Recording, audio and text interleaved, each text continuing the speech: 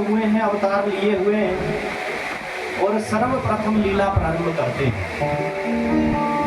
भगवान की जो लीला है ये कई प्रकार की लीला ब्रजमंडल में हुई है। जैसे माखन चोरी की लीला है, माटी खाने की लीला है,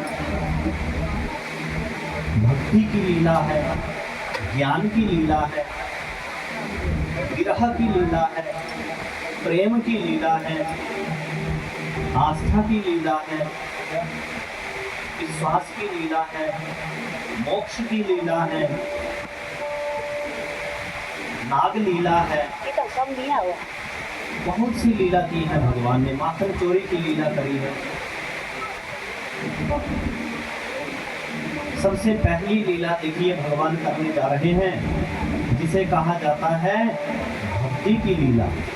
मैंने कहा ना कि भागवत का प्रथम अक्षर जो प्रारंभ होता है भा, गा, व और क। भा का अर्थ मैंने कहा था भक्ति। तो भगवान भी सबसे पहले अपने भक्तों को दर्शन देने के लिए जा रहे हैं, जो कई वर्षों से प्रभु के आने का इंतजार कर रही है। भगवान की एक भक्तानी जो कल कल बहती हुई धारा यमुना की कृष्ण कृष्ण कह रही है, जो सूर्यपुत्री यमराज की बहन कालिंदी प्रभु के आने का इंतजार कर रही हैं। भगवान सबसे पहला पुण्य उसी को देने जा रहे हैं। वसुदेव जी टोकरी पर उठा करके ले जा रहे हैं। भाद्रपद कृष्ण पक्ष की अष्टमी तिथि की वो अंधेरी रात, कितने ही जीव चहचहा रहे हैं। रात्रि में हिंसक जीव चहचहा रहे हैं, दहाड़ रहे हैं, मंद मंद वर्षा हो रही है। शेषनाग जी को लगा प्रभु भीग रहे हैं, इसलिए शेषनाग जी छाते के रूप में आकर के भगवान के ऊपर जो वर्षा का जल बह रहा है उसे रोक करके वसुदेव जी के पीछे पीछे चल रहे हैं। और वसुदेव जी देखिए सबसे पहले कहाँ चले गए? यमुना के तट पर, जहां पर यमुना महारानी प्रभु के आने का इंतजार कर रही है। और श्रीमद् भागवत में ऐसा वर्णन आता है, यमुना महारानी इतनी प्रसन्न हो जाती है, प्रसन्नता में इतनी झूम उठती है, बड़ी जोर की लहरें आने लगती हैं, मानो प्रभु के वो दर्शन करना चाहती हैं। आज मेरे प्रियतम आए हैं, मेरे प्रभु आए हैं। बार बार भगवान के चरणों में प्रणाम कर रही हैं। वसुदेव जी ने जैसे ही यमुना जी में प्रवेश करना चाहा, यमुना का जल स्तर बढ़ने लगा। जल स्तर इसलिए बढ़ने लगा कि प्रभु आज मुझे पुण्य देने के लिए आ रहे हैं, दर्शन देने आए हैं, इसलिए मैं प्रभु का मुखमंडल देख लूं, भगवान की उस दिव्य छवि को निहार लूं, उस दिव्य छवि के दर्शन कर लूं। इसलिए यमुना का जल स्तर बढ़ने लगा। और प्रभु यमुना से कहते हैं कि हे यमुना महारानी, मेरे पिताश्री कहीं डूब ना जाए, इसलिए अपने जल स्तर को कम कीजिए। तो यमुना महारानी भगवान से कहती है, हे प्रभु, आज कई वर्षों के बाद आप आए हैं, कितने वर्षों से मैं आपके आने का इंतजार कर रही हूँ। आज आप आए हैं, बिना दर्शन दिए ही चले जाओगे? भगवान ने कहा क्या करूं, आया तो दर्शन देने ही था, लेकिन अगर मैं दर्शन देता हूँ तो मेरी लीला जो है इसमें विक्षेप हो सकता है, इसलिए मैं केवल एक दिन का बालक हूँ। यमुना महारानी ने कहा, देखो मैं कितनी अभागी हूँ, आप प्रभु आए और मैं आपका दर्शन भी नहीं कर पा रही हूँ। प्रभु, क्या मेरे भाग्य में यही है, आप मुझे दर्शन भी नहीं दे सकते? भगवान ने कहा कि मेरे चरणों की दासी हैं, इसलिए भगवान ने अपने नन्हे नन्हे चरण टोकरी से बाहर निकाल दिए। और वर्षा का जो जल टपक रहा था, मंद मंद वर्षा का जो जल गिर रहा था, प्रभु के श्री चरणों का स्पर्श करता हुआ यमुना जी में गिरता है। और जैसे ही भगवान के चरणों का स्पर्श करता हुआ वो जल यमुना महारानी में गिरा, यमुना महारानी श्याम वर्णी हो जाती है। जैसे आप इस दृश्य को प्रयागराज की पावन पवित्र स्थली में देख सकते हैं। आपने से कई लोग प्रयागराज में गए होंगे, अभी तो बहुत बड़ा कुंभ हुआ है वहाँ पर। तो प्रयागराज में 3 नदियों का समागम होता है। एक तरफ से गंगा महारानी आ रही है, दूसरी ओर से यमुना महारानी आ रही है। जहाँ दोनों नदियाँ टकरा जाती हैं, जहाँ इनका समागम हो जाता है, वहीं पर सरस्वती मैया का प्राकट्य हो जाता है, जिसे त्रिवेणी संगम कहा जाता है। जहाँ 3 नदियों का संगम है, वहाँ पर आज भी देखने को दृश्य मिलता है। लोग नौका के बीच में जो है, जहाँ पर दोनों नदियाँ मिलती हैं, वहाँ स्नान करने जाते हैं। एक तरफ से ऐसा लगता है कि वो परम पवित्र स्वच्छ शुभल वर्णी भगवान बद्रीनाथ के श्री चरणों का स्पर्श करती हुई माँ गंगा महारानी आ रही हैं, जो बिल्कुल निर्मल है, बिल्कुल स्वच्छ है, बिल्कुल श्याम वर्ण है, गौर वर्ण है। और दूसरी ओर से भगवान श्री बांके बिहारी लाल जी के श्री चरणों का स्पर्श करती हुई यमुना महारानी आ रही हैं, जो बिल्कुल श्याम वर्णी है। और सरस्वती मैया वहीं पर प्राकट हो जाती हैं। देखिए, सरस्वती मैया के 2 जगह ही दर्शन होते हैं। ये सरस्वती नदी जो है, इसके 2 जगह ही दर्शन होते हैं।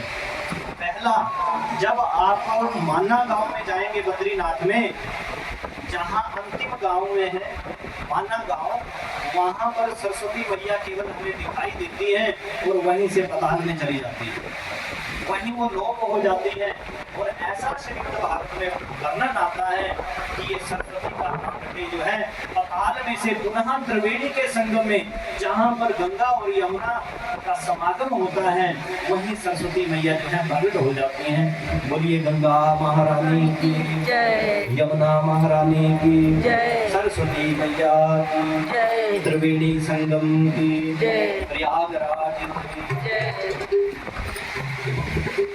मेरा कहने का तात्पर्य है कि यमुना महारानी श्याम वर्णी तब से हुई जब से भगवान के श्री चरणों का स्पर्श करता हुआ जल जो है यमुना जी में गिरा, तो ये यमुना महारानी श्याम वर्णी।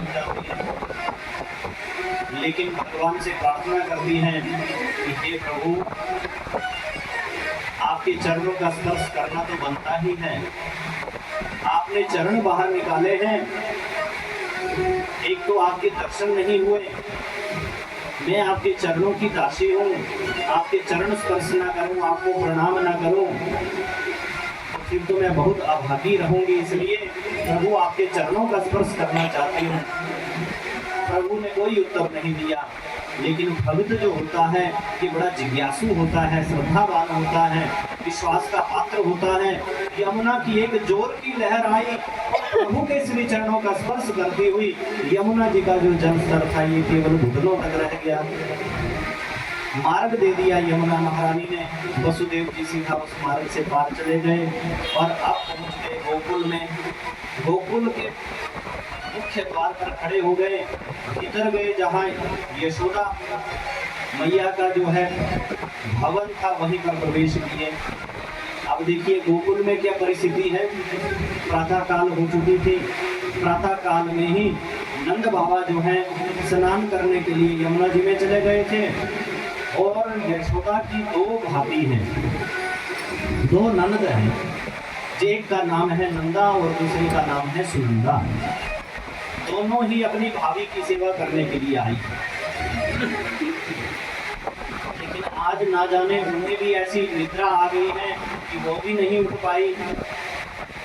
और यहाँ वसुदेव जी कन्हैया को वहीं लिटा करके इस कन्या को टोकरी में डाला, वापिस आ गए। इसका आभास जो है यशोदा मैया को भी नहीं हुआ, क्योंकि भगवान की जो दिव्य लीला है, ये समझना भी बहुत कठिन है कि किसी को समझ नहीं आती। जैसे ही वसुदेव जी इस कन्या को लेकर के चले गए, प्रातः काल हुई, ब्रह्म मुहूर्त चल रहा था।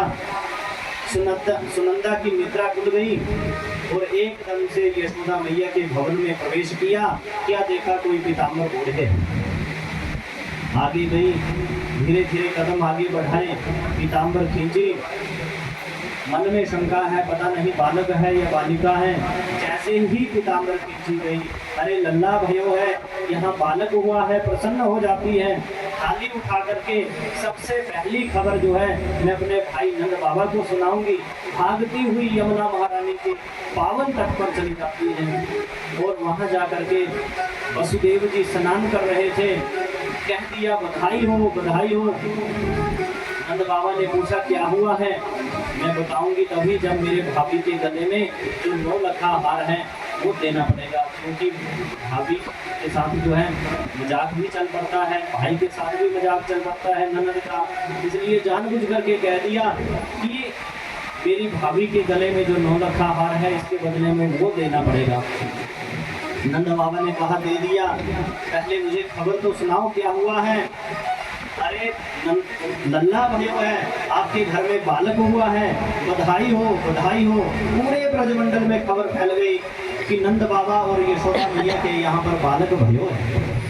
पूरे ब्रजमंडल में एक खुशी की लहर उठ गई और सब लोग जो हैं यशोदा और नंद बाबा को बधाई देने आ रहे हैं, कुछ लेने आ रहे हैं।